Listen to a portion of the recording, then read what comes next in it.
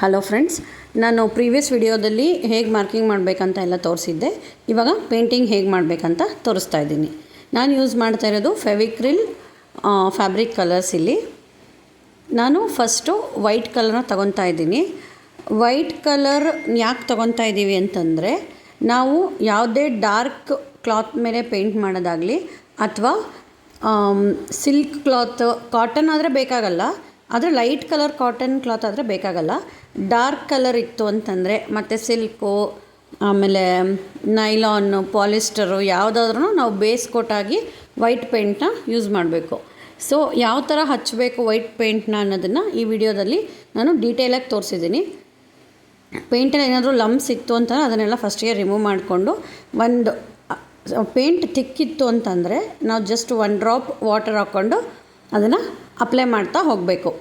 Outlines ಅಷ್ಟೇ ಬಿಟ್ಬಿಟ್ಟು ಇನ್ನೆಲ್ಲ ಕಡೆಗೂ ಅಪ್ಲೈ ಮಾಡಬೇಕು.